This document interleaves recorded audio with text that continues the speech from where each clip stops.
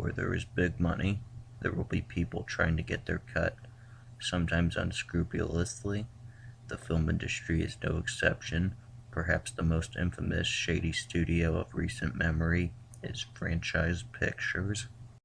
Franchise Pictures was formed in 1998 by Eli Samaha, a nightclub owner, real estate entrepreneur, and producer, and Andrew Stevens, a Golden Globe nominated actor turned producer. Franchise would release their first film, A Murder of Crows, in July of the following year. The film was about a disbarred lawyer, played by Cuba Gooding Jr., who passes a dead man's book as his own and is accused of 5 murders, just as described in the book. Despite starring Gooding and Tom Berenger, reception of the film was poor, and it currently has a 0% rating on Rotten Tomatoes. Stormcatcher would be their next film, starring Dolph Lundgren. It was briefly released at theaters before getting put on video due to poor reception, not getting close to its $2 million budget. The Boondock Saints started off the new millennium for the studio. The movie starred Sean Patrick Flanery and Norman Reedus as twins who become criminals after killing members of the Russian mafia. The film's release was delayed after the Columbine High School massacre, and even then it was only released in 5 theaters, where it only grossed $30,471 against a $6 million budget. However, when it was released on video, it made $50 million in sales. The next movie was Mercy, a crime thriller about a detective, played by Ellen Barkin, who has to hunt down a serial killer. The film would not make much of an impact at the box office.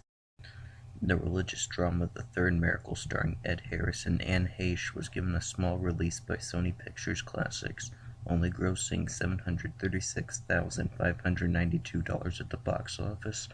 Franchise then made a co-production deal with Morgan Creek Productions and a distribution agreement with Warner Brothers Pictures. This new arrangement started off extremely well with the release of The Whole Nine Yards, which was about a hitman played by Bruce Willis who moves into a normal neighborhood and has to deal with his neighbor, played by Matthew Perry. The film was produced for $41 million and grossed $106 million. The Kevin Spacey-Danny DeVito dramedy The Big Kahuna then followed. Despite positive reviews in its well-received source, the play Hospitality Suite, it only grossed $3 million of its $7 million production cost. Their next film would fare even worse. It would be Battlefield Earth, based off of Scientology founder L. Ron Hubbard's 1982 novel. The film starred devout Scientologist John Travolta. However, an overwhelmingly negative reception would see the film only gross $29.7 million of its cost of $75 million. However, this would become a point of contention that I'll talk about later on. Another direct-to-video Dolph Lundgren movie then came out in the form of Jill Rips.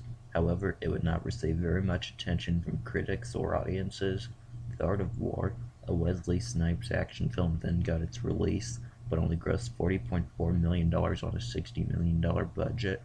Get Carter, a remake of the 1971 Michael Caine film, starred Sylvester Stallone and was produced for $64 million, but only grossed $19 million.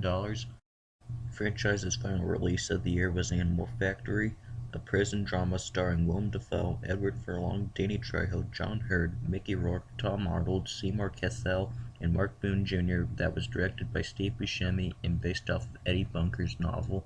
However, despite extremely positive critical reception, it was only in at most 3 theaters, causing it to only gross $43,805 at the box office.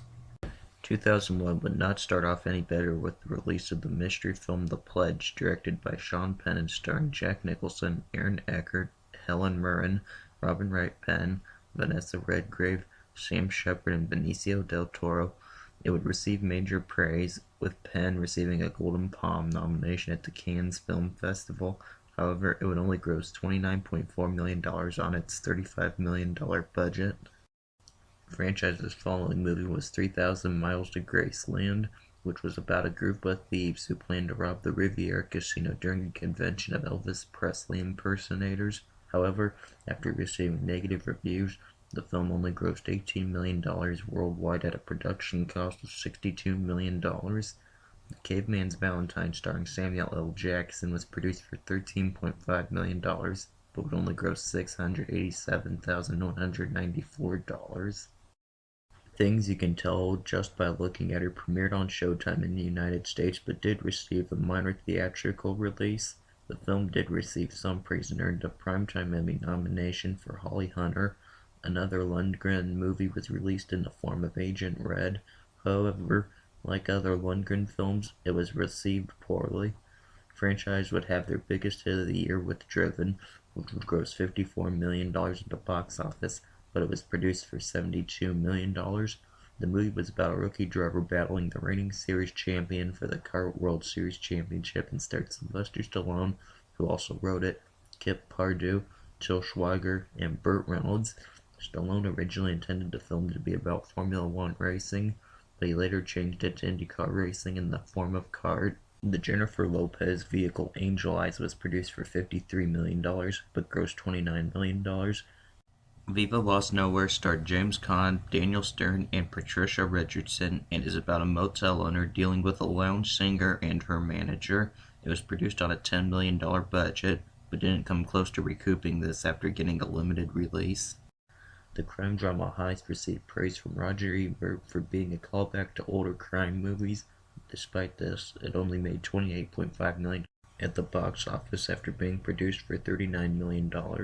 The studio's final film of 2001 would be Augie Rose, which premiered on Cinemax and then went to home media before getting a very limited release in California.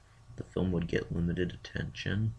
Green Dragon started off 2002 for the studio and followed the experiences of Vietnam refugees following the fall of Saigon. It starred Patrick Swayze and Forest Whitaker and received positive reviews. However, it only grossed $281,803. Zigzag was about a man with terminal cancer helping his autistic protege. However, nobody was able to help this movie as it would only gross $2,418. Their next film would be Fear.com, a horror movie about people dying after being on a website. It was produced for $40 million but only grossed $18 million. If Dog Rabbit had a respectable cast that included Matthew Modine, John Hurt, and Bruce Dern, but it premiered on video nearly 4 years after production was complete to little fanfare.